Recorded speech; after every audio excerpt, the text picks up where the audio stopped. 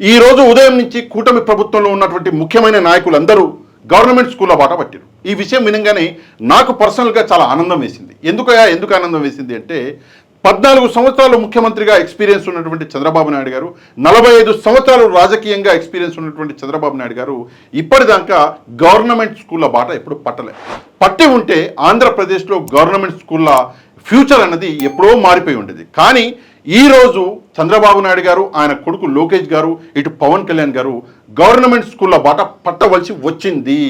ఎందుకు పట్టవలసి వచ్చిందంటే దానికి కారణం జగన్మోహన్ రెడ్డి. ఇందులో ఎట్లాంటి సందేహం లేదు. ముందుగా ఇక్కడ ఏం జరుగుతుందో చూడండి. దాని తర్వాత నేను కొన్ని ముఖ్యమైన అంశాలు మీ అందరికీ చెప్పాలి కాబట్టి ఈ వీడియో చేస్తున్నా. ఇక్కడ తెలుగుదేశం పార్టీ ట్విట్టర్ హ్యాండిల్ ఇది. ఈ ట్విట్టర్ హ్యాండిల్లో పొద్దుటి నుంచి గోలగోలగా ఉంది. ఇక్కడ చూసుకుంటే అది చూడండి, ఫోటోలు మొత్తం గవర్నమెంట్ స్కూళ్ళు వెళ్ళడము, ఫోటోలు అది చూడండి, స్టూడెంట్స్తో పాటు కూర్చొని వీడియోలు అది చూడండి.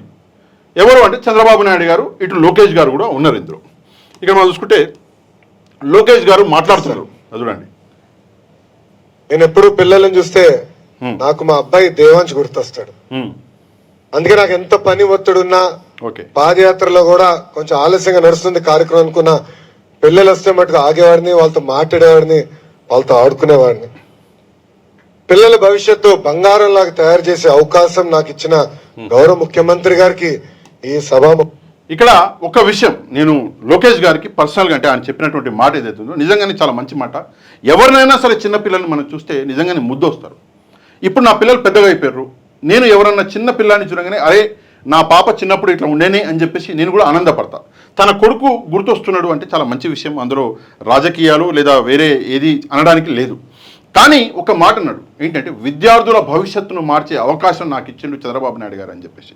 నేను ఒకటే సందేహం, ఇక్కడ లోకేష్ గారిని ఒక ప్రశ్న అడగాలి. 14 సంవత్సరాల పాటు ముఖ్యమంత్రిగా చేసి ఇది 15వ సంవత్సరము.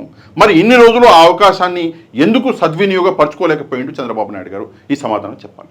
ఒకవేళ 14 సంవత్సరాల ముందే ఎప్పుడో మొదటిసారి సీఎంగా ఉన్నప్పుడే ఆయన ఈ భవిష్యత్తు మార్చే కార్యక్రమాన్ని తీసుకుని ఉంటే ఈరోజు ఆంధ్ర రాష్ట్రం ఎట్లా ఉండేది? అంటే రాజకీయాల కోసమే భవిష్యత్తును మారుస్తున్నారా? ఒకసారి లోకేష్ గారు సమాధానం చెప్పాలి. ఎట్లా సార్ ఇది? గవర్నమెంట్ స్కూళ్ళలో చదివే స్టూడెంట్స్ అంటే ఇంకా ఎంతకాలం వచ్చిన చెప్పు. మీరు చెప్పే ప్రతి మాటకి సమాధానం జగన్మోహన్ రెడ్డి ఏం చేసిండు ప్రభుత్వ పాఠశాలలో చదువుతున్నటువంటి విద్యార్థుల కోసం, అది నేను చెప్తా. ఇప్పుడు ప్రతిదీ చెప్తా, ప్రతి ఒక్క పాయింట్ చెప్తా. నెక్స్ట్ చంద్రబాబు నాయుడు గారు చూడండి ఏమంటున్నాడు. స్టూడెంట్స్ మాట్లాడారు, ఇక్కడుండే టీచర్స్ పేరెంట్స్ ఇద్దరు కూడా అర్థం చేసుకోవాల్సిన అవసరం ఉంది. వినండి బాగా. ఈ సెల్ ఫోన్లు కానీ ల్యాప్టాప్లు కానీ ఏవైతే ఎలక్ట్రానిక్ ఇవన్నీ ఉన్నాయో దాని పట్ల పిల్లలు కూడా జాగ్రత్తగా ఉండాలి. వినండి. ఈరోజు సైబర్ నేరగాళ్లు చాలా మంది తయారయిన తర్వాత మనం చూస్తే చాలా 1-2 కాదు, ఏదో ఫ్రెండ్షిప్ చేసినట్టు చేయడం, మాయ మాటలు చెప్పడం, మభ్య పెట్టడం, వాళ్ళ జీవితాలతో ఆడుకునే పరిస్థితికి వచ్చారు. స్నేహం అనే పేరు పెట్టి అక్కడి నుంచి వాళ్ళ జీవితాన్ని నాశనం చేసి అదే మరిగా అశ్లీలమైనటువంటి ఫోటోలు కూడా తీసి బ్లాక్ మెయిల్ కూడా చేసే పరిస్థితికి వస్తున్నారు. అంటే సమాజంలో ఒక మంచి జరిగినప్పుడు దానికి ఇంకొక కోణంలో చెడు కూడా ఉంటుంది. ఒక పక్క టెక్నాలజీ అవసరం. నిన్న కూడా నేను మాట్లాడాను. నేను ఒక విషయం చెప్తా. ఇక్కడ చంద్రబాబు నాయుడు గారు చెప్పినటువంటి మాటకి నేను 100% ఏకీభవిస్తున్నా. టెక్నాలజీ అన్నది మంచికి ఉపయోగపడుతుంది, చెడుకు ఉపయోగపడుతుంది. కానీ నేను చంద్రబాబు నాయుడు గారికి సరే టెక్నాలజీ విషయాన్ని పక్కన పెట్టేద్దాం, పిల్లల గురించి మాట్లాడదాం. సార్ మీ హయాంలో సుగాలి ప్రీతి అని చెప్పేసి ఒక పాపకి అన్యాయం జరిగింది. సుగాలి ప్రీతి అన్న పాప, పవన్ కళ్యాణ్ గారు కూడా ఈరోజు కూడా చెప్పిండు ఏమని అంటే వెళ్ళొస్తా అమ్మ అని చెప్పేసి వెళ్ళి మళ్ళీ రాలేదు, ఊరేసుకుని చచ్చిపోయింది. మీ హయాంలో జరిగితే ఇందాక పవన్ కళ్యాణ్ గారు కూడా మాట అన్నారు ఏంటంటే ఆ కేసును మేము ఎస్కలేట్ చేసేది మీరేం చేసారు? ఆల్రెడీ జగన్మోహన్ రెడ్డి గారు ఆ కేసుని సిబిఐ చేతిలో పెట్టిండు. ఇంకా మీరు సిబిఐ కంటే పెద్ద సంస్థ ఉంది మన భారతదేశంలో, ఆల్రెడీ పెట్టిండు. అయితే నేను అనేది ఏంటంటే టెక్నాలజీ గురించి మీరు ఇంత బాధపడుతున్నారు, ఇంతలా మీరు పిల్లల్ని ఏమంటారు ప్రేమిస్తున్నారు. నేను ఒకటే విషయం అంటే మీ హయాంలో దాష్టికాలు జరిగిన స్టూడెంట్స్ మీద మొన్న మనం చూసాం.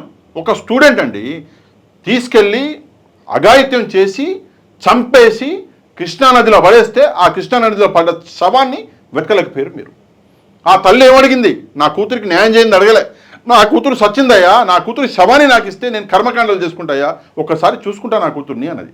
మీకు ఆ శవాన్ని కూడా ఎక్కే దమ్ము లేదు. మీరు ఇట్లా మాట్లాడితే ఎట్లా సార్? నాకు అర్థం కాదు. మనం ఏం చేయాలి? చచ్చిపోవాలా? అందరూ ప్రజలందరూ పేదవాళ్ళందరూ ఎట్లా బతకాలి? ఇట్లా న్యాయం చేస్తే ఒక ముఖ్యమంత్రిగా మీరు నాకు అర్థం కావట్లేదు. ఇంత పెద్ద పెద్ద మాటలు సైబర్ క్రైమ్ గురించి, ఈరోజు సైబర్ క్రైమ్ గురించి మీరు ఇంత జ్ఞానం ఎందుకు ఇస్తున్నారో మాకు అర్థమైంది. మీరు ప్రజల మనసుల్లో ఏం ప్లాన్ చేయాలనుకుంటున్నారో అర్థమైంది. కానీ సైబర్ క్రైము లేదా ఈ సోషల్ మీడియా యాక్టివిస్టులు అని చెప్పేసి కేవలం వైసీపీ తరఫున చూడడం ఎందుకు? మీ పార్టీలో లేరా? అటు జనసేనలో లేరా? కుప్పలు నేనే చూపించిన ఐడీలు. అయితే వాళ్ళని అరెస్ట్ చేయండి, చూద్దాం. ఎంత ఘోరం సార్ ఇది. నెక్స్ట్ చూడండి, పవన్ కళ్యాణ్ గారు మంచి మాట చెప్పాడు, ఒకసారి విందాం. చూడండి, పవన్ కళ్యాణ్ గారు కూడా ట్విట్టర్ హ్యాండిల్ జనసేనది, పొద్దుటి నుంచి ఫోటోలు దిగుతున్నాడు. చూడండి, స్టూడెంట్లతోటి ఫోటోలు, ఇది చూడండి, స్టూడెంట్స్ తోటి ఫోటోలు, అది చూడండి, స్టూడెంట్స్ తోటి. మంచి విషయమే, చాలా మంచి విషయమే. మీరు ఇప్పటికైనా సరే అట్లీస్ట్ స్కూల్లో బాట పట్టిరు, చాలా మంచి విషయమే. అది చూడండి. ఇక్కడ ఒక చిన్న విషయం చెప్పాలి ఏంటంటే, ఈ ఫోటో ఒకసారి మనం చూస్తే పవన్ కళ్యాణ్ గారు ఎప్పుడో 2019 ఎలక్షన్లకు ముందనుకుంటా స్కూల్కి వెళ్తే ఒకసారి నేల మీద కూర్చున్నాడు. స్కూల్లో బెంచీలు కూడా లేదు. ఈరోజు ఈ స్కూల్లో ఇంత మంచి బెంచీలు, ఇంత మంచి యూనిఫామ్లు, ఇంత బాగా స్కూల్ అయ్యింది అంటే అది ఎవరి చలవ సార్? ఎవరు చేశారు సార్? ఒకసారి పవన్ కళ్యాణ్ గారు కూడా ఒకసారి ఆలోచించాలి. నెక్స్ట్ పవన్ కళ్యాణ్ గారు ఒక మంచి మాట చెప్పిండు ఈరోజు, చూడండి. మీడియాలో అలాగే సోషల్ మీడియా ఎలా ఉంది అనేది ఏదైనా సరే మనం ఎలా వాడుకునే దాన్ని బట్టే ఉంటుంది. ప్రభుత్వాలు కానీ గత ప్రభుత్వాలు కానీ ఎవరైనా సరే టాబ్లెట్స్ కానీ లేదంటే మనం కూర్చోబెట్టి సోషల్ మీడియాకి సంబంధించి ఐప్యాడ్స్ కానీ ఇచ్చారు అంటే అది మీ చదువుకు ఉపయోగపడతాయని, కానీ ఇది ఇంకొకలా వాడటానికి కదా కష్టం. అది నాకు తెలుస్తుంది. కాకపోతే అది ఎంత మీరు నియంత్రించుకుంటారో. ఒక మాట క్లియర్గా చెప్పిండంటే, గత ప్రభుత్వాలు ట్యాబులు ఇచ్చిర్రు అని చెప్పేసి చెప్తున్నాడు కదా, ఒప్పుకున్నాడు. అంటే పవన్ కళ్యాణ్ గారు తనకు తానే ఒప్పుకుంటున్నాడు ఏంటంటే, విద్యా వ్యవస్థని మార్చింది జగన్మోహన్ రెడ్డి. ట్యాబులు ఇచ్చింది గత ప్రభుత్వం అంటే జగన్మోహన్ రెడ్డే. అంతకుముందు చంద్రబాబు నాయుడు గారు ఇచ్చింది సీన్నేలే, అసలేలే. ట్యాబులు ఇచ్చింది. ఇంకో మంచి మాట చెప్పిండు, దాంట్లో ఆ ట్యాబులో ఏది చేయడం కూడా అసాధ్యం. ఇక్కడ చూడండి, చదువుకు ఉపయోగపడతాయని, కానీ ఇది ఇంకొకలా వాడటానికి కదా కష్టం. అది నాకు తెలుస్తుంది. కాకపోతే ఇంకొకలా వాడడం అనేది కష్టం. ఇచ్చిన ట్యాబ్లు ఏవైతే ఉన్నాయో అవి సేఫ్టీ లాక్ ట్యాబ్లు, అవి వాటిని వేరే రకంగా వాడే ప్రసక్తే లేదు, వాడలేరు ఎవరు. ఎందుకంటే అందులో సేఫ్టీ ఏమంటారు ఆపరేటెడ్ ట్యాబ్ కాబట్టి అది దాని సర్వీస్ కూడా అవుతుంది. ఆ ట్యాబ్లో వేరే ఏమంటారు వాడకూడదు. మనం ఫర్ ఎగ్జాంపుల్ మనం ఏంటి ఎక్కువగా వాడేది ఏంటి, ఇంటర్నెట్లో వేరే అంశాలు ఏది వాడకూడదు అని చెప్పేసి లాక్ పెడతారు ఆ ట్యాబ్లెట్లో. అందుకే వాడలేము అని చెప్పేసి ఇక్కడ డిప్యూటీ సీఎం అన్నాడు. ఇచ్చిన ట్యాబ్లు కేవలం స్టూడెంట్స్ చదువుకే ఉపయోగపడతాయి కానీ వేరే వాటికి ఉపయోగపడవు. సరే, ఇప్పుడు అక్కడ చంద్రబాబు నాయుడు గారు వెళ్ళిండు, లోకేష్ గారు వెళ్ళిండు, ఇక్కడ ఈయన వెళ్ళిండు.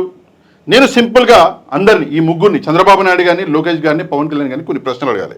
ఏంటి అంటే, సార్ ఒక విషయం, జగన్మోహన్ రెడ్డి గవర్నమెంటు లేదు, ఇప్పుడు మీ గవర్నమెంట్ ఉంది. నేను ఒకటే అడుగుతున్నా ఏంటంటే, నాడు నేడు అని చెప్పేసి జగన్మోహన్ రెడ్డి గారు ప్రోగ్రాం తీసుకొచ్చాడు. ఆ నాడు నేడులోని భాగంగానే ఈ స్కూళ్ళు ఇంత బాగానే. మరి ఆ ప్రోగ్రాం మీ ప్రభుత్వం ఎందుకు తీసేసింది? ఆ ప్రోగ్రాంని మీ ప్రభుత్వం ఎందుకు నడిపించట్లేదు? ఒకసారి సమాధానం చెప్పాలి. అమ్మఒడి ఏది సార్? అమ్మఒడి ఏది? నీకు 15 అని చెప్తే దాని మీద డీజేలు వేసుకున్నారు, పాటలు పాడుతున్నారు. కానీ ఆ 15 వచ్చింది లేదు, చేయలేదు లేదు. అడిగిపోయింది సార్ అమ్మఒడి. సరే, అమ్మఒడి పక్కన పెడతాం. అది కూడా జగన్మోహన్ రెడ్డి గారు ఉన్నంత వరకు వచ్చింది. జగన్మోహన్ రెడ్డి గారు వెళ్ళిపోగానే అమ్మఒడిని కూడా మంగళం పాడేశారు. ఇంగ్లీష్ మీడియం ఆడిపోయింది సార్. మీరు ఒక్కసారి చెప్పండి, ఇంగ్లీష్ మీడియం ఆడిపోయింది. ఇంగ్లీష్ మీడియాన్ని కూడా మొత్తానికి నాశనం చేశారు. 3rd క్లాస్ నుంచి టొఫెల్ అని చెప్పేసి తీసుకొచ్చారు జగన్మోహన్ రెడ్డి గారు. ఆ టొఫెల్ ఉందా? దాన్ని కూడా మంగళం పాడారు. సబ్జెక్ట్ టీచర్స్ అని చెప్పేసి తీసుకొచ్చారు జగన్మోహన్ రెడ్డి గారు. ఆ సబ్జెక్ట్ టీచర్ అన్న కాన్సెప్ట్ ఉందా అసలు? దానికి కూడా మంగళం పాడేశారు. నెక్స్ట్ మనం చూసుకుంటే సిబిఎస్సి ఐబీ కరికులం ఇవి తీసుకొచ్చాడు జగన్మోహన్ రెడ్డి గారు. అసలు ఉందా ఆ కాన్సెప్ట్? ఐబీ కరికులం నిజంగా ఎంత దరిద్రం అంటే, నా పిల్లలకి నేను ఐబీ సిలబస్, ఐబీ కరికులం నేను చెప్పించలేను, ఎందుకంటే నా ఆర్థిక స్తోమత సరిపోదు. అట్లాంటిది ప్రభుత్వంలో ఉన్న మన ఏమంటారు పేద ప్రభుత్వ పాఠశాలల్లో వాళ్ళు ఐబీ కరికులం వాళ్ళు చదవాలి అని చెప్పేసి జగన్మోహన్ రెడ్డి గారు ఆలోచించాడు. ఎంత పెద్ద విషయం, ఒక్కసారి సమాధానం చెప్పాలి. ఉందా దాన్ని? లేదు. దాన్ని కూడా మొత్తానికి మంగళం బారిరు. 8th క్లాస్లో ట్యాబులు ఇచ్చిండు ఎవరు? జగన్మోహన్ రెడ్డి గారు. మీ ప్రభుత్వం వచ్చి 6 నెలలు అయింది, ఏమైనా ఇచ్చిర్రా? కంటిన్యూ చేస్తుర్రా? అసలు ఉన్న ట్యాబులను సర్వీస్ చేస్తుర్రా? ఒక్కసారి సమాధానం చెప్పాలి. ఎంత ఘోరమో అంటే మనం ఇక్కడ చూసుకుంటే బైజూస్ సిలబస్, బైజూస్ అనేది ఒక ప్రైవేట్ కంపెనీ. బైజూస్ సిలబస్ తీసుకోవాలంటే వేలు లక్షల రూపాయలు తీసుకొని మనం ఆ సిలబస్ అనేది తీసుకోవాలి. అట్లాంటిది బైజూస్ సిలబస్ కూడా పేద ప్రజలకి ఫ్రీగా ఇప్పించే పని అన్నది జగన్మోహన్ రెడ్డి గారు చేసిండు. అది కాకుండా ఇది స్కూళ్ళకు సంబంధించి, కాలేజీలకు సంబంధించి ఏంటి అంటే మనం చూసుకుంటే వసతి దీవెన, వసతి దీవెన, విద్యా దీవెన అని తీసుకొచ్చాడు. ఎంత ఘోరం అంటే వసతి దీవెన, విద్యా దీవెన. మనం చూసుకుంటే ఇక్కడ విద్యా దీవెనకి 12,609 కోట్ల రూపాయలు ఖర్చు పెట్టిండు జగన్మోహన్ రెడ్డి గారు విద్యా దీవెనకి మొత్తంగా. దాని తర్వాత వసతి దీవెనకి 5,391 కోట్ల రూపాయలు ఖర్చు పెట్టిండు. మొత్తం 18,000 కోట్ల రూపాయలు కేవలం వసతి దీవెన, విద్యా దీవెనకి ఖర్చు పెట్టిండు జగన్మోహన్ రెడ్డి గారు. మరి మీరేం చేశారు? 2023 డిసెంబర్లో చివరిగా జగన్మోహన్ రెడ్డి గారు ఇచ్చినటువంటి డబ్బులు ఇవి, వసతి దీవెనకి, విద్యా దీవెనకి. దాని తర్వాత త్రైమాసికం అంటే 3 నెలలకు ఒకసారి ఇవ్వాలి. డిసెంబర్లో ఇచ్చిండు, జనవరి, ఫిబ్రవరి, మార్చ్ 3 నెలలకు సంబంధించి ఏప్రిల్లో ఇవ్వాలి. ఏప్రిల్లో ఎలక్షన్ కోడ్ వచ్చింది, ఇవ్వలేకపోయిండు. ఏప్రిల్, మే, జూన్కి సంబంధించి జూలైలో ఇవ్వాలి. మీరు వచ్చినాక ఈ 2 త్రైమాసికాలకు కలిపి మీరు ఇస్తారేమో అనుకున్నారు, కానీ జూలైలో మీరు వచ్చినాక ఇవ్వలేదు. జూలై వదిలిపెట్టండి, పోయిన సంవత్సరం డిసెంబర్లో ఇచ్చింది, ఈ సంవత్సరం మళ్ళీ డిసెంబర్ నడుస్తుంది. మొత్తం సంవత్సరానికి మళ్ళీ జనవరిలో మీరు ఇవ్వాలి. ఇస్తారా? ఇవ్వగలరా అంటే ఇవ్వలేరు, మీరు ఇవ్వరు, తెలుసు అందరికీ. ఇట్లా మొత్తం స్టూడెంట్స్ని మోసం చేసి, అది కాకుండా ఎంత కళ్ళబొల్లి మాటలు సార్ ఎలక్షన్లకు ముందు, నీకు 15, నీకు 15, నీకు 15, నీకు 15 అని లాస్ట్కి ఆడవాళ్ళు కనిపిస్తే ఎట్లా నీకు 18, నీకు 18, నీకు 18 అన్నారు. ఆ 15 రాలేదు, బొత్స ఆ 18 రాలేదు. మొత్తానికి ఏమైంది? ఓట్లు దండుకున్నారు, తీసుకెళ్ళారు, గదెక్కిర్రు. మీరు ముఖ్యమంత్రి అయ్యిండు, ఈయన ఉప ముఖ్యమంత్రి అయ్యిండు, ఆయన మినిస్టర్ అయ్యిండు. కథం, పెద్ద ప్రజలు ఆడిపోయారు, ఇంటికి వెళ్ళిపోయారు. ఇది నిజంగా ఘోరం. ఈ అబద్ధాలు ఆడి గెలవడం అన్నది ఘోరం. ఎంత ఘోరం సార్ నాకు అర్థం కాదు. సిలిండరు ఏంటి, ఒక్క సిలిండర్ బుక్ చేసుకోవాలా? మిగతా ఏంటి వచ్చే సంవత్సరమా? అదేంటి సార్ నాకు అర్థం కాదు. మీరు ముందన్నది ఏంది, దాని తర్వాత అన్నది ఏంది? ఒక్కసారి ఆలోచించుకోవాలి చంద్రబాబు నాయుడు గారు. విద్యా వ్యవస్థ మీద మీరు ఎందుకు పడ్డారు ఇప్పుడు అంటే కేవలం జగన్మోహన్ రెడ్డి గారు ఏదైతే మంచి పనులు చేసిండో ఆ మంచి పనులని చెడిపేయడానికి మీరు విద్యా వ్యవస్థ మీద పడ్డారు. ఆ విషయం అందరికీ తెలుసు. ఎంత ఘోరం అంటే ఈరోజు ఏదైతే మొదలు పెట్టిరో ఏదైతే కార్యక్రమం మొదలు పెట్టిరో, కార్యక్రమం మొదలు పెట్టడానికి ముందు ఒక ట్వీట్ పెట్టిరు. ఇక్కడ చూస్తే ఆ ట్వీట్గా ఇదే మొదటి ట్వీట్. ఏమని పెట్టిరంటే, విద్యా వ్యవస్థలను జగన్ ఎలా కుప్పకూల్చి భ్రష్టు పట్టించాడో చూడండి అని చెప్పేసి ఒక వీడియో పెట్టారు. ఈ వీడియోలో చెప్పింది అంత ఫేక్, అంత ఫేక్. జగన్మోహన్ రెడ్డి విద్యా వ్యవస్థల్ని భ్రష్టు పట్టించడం కాదు. జగన్మోహన్ రెడ్డి ఏం చేసిండు అంటే, నేను ఇందాక చెప్పాను కదా, అమ్మఒడి, వసతి దీవెన, విద్యా దీవెన, ఏమంటారు ఇంగ్లీష్ మీడియము, 3rd క్లాస్ నుంచి 12, ఐబీ కరికులము, సిబిఎస్ఈ, బైజూస్ సిలబస్సు, ఇవన్నీ తీసుకొచ్చిండు జగన్మోహన్ రెడ్డి. కానీ మీకు ఏంటంటే పచ్చ బ్యాచ్కి పచ్చ కెమెరాలు ఉంటాయి, కనిపించదు, మంచి చేసినా మంచిగా కనిపించదు. అందుకే మీరు ఇట్లాంటి అసభ్యకర వీడియోలు, ఇట్లాంటి అబద్ధాలు సృష్టించే వీడియోలు, విద్యా వ్యవస్థని జగన్మోహన్ రెడ్డి భ్రష్టు పట్టించిండు అనడం అన్నది నిజంగా మీకు ఉన్నటువంటి ఆలోచన, గలీజ్ ఆలోచన ఉందో ఆ ఆలోచనని బయటపడుతుంది. అంతేగాని జగన్మోహన్ రెడ్డిని ఇట్లా బదలాం చేస్తే అవ్వదు. జగన్మోహన్ రెడ్డి చేసినటువంటి మంచి, సింపుల్గా మీకు చెప్తా, ఒకే లైన్లో చెప్పి ఈ వీడియో ముగిచ్చేస్తా. ఏంటంటే, జగన్మోహన్ రెడ్డి గారు ఉండుంటే ఇప్పటికి ఈ 6 నెలల్లో ఒక్కొక్క ఇంటికి ఎంత డబ్బు వచ్చేది? జగన్మోహన్ రెడ్డి గారు లేకపోవడం వల్ల ఈ 6 నెలల్లో ఎంత డబ్బు అన్నది ఒక్కొక్క ఇంటికి రాలేదు. ఒక్కొక్కరు ఈ ఒక్క విషయం ఆలోచించుకోవాలి. అంతే. ఈ వీడియో ఇక్కడికి ఆపేద్దాం. తప్పకుండా ఈ వీడియోని వైరల్ చేసే బాధ్యత మీ చేతుల్లోనే పెడుతున్నా. కింద ఉన్నటువంటి లైక్ బటన్ని ప్రెస్ చేసి ఈ వీడియోకి లింక్ని మీకు తెలిసిన వాళ్ళందరికీ వాట్సాప్ ద్వారా పంపించండి. ఎవరైతే మన ఛానల్ని సబ్స్క్రైబ్ చేసుకోలేదో తప్పకుండా ఛానల్ సబ్స్క్రైబ్ చేసుకోండి. నెక్స్ట్ వీడియోలో మళ్ళీ కలుద్దాం. అంతవరకు థ్యాంక్ యూ వెరీ మచ్. జై హింద్.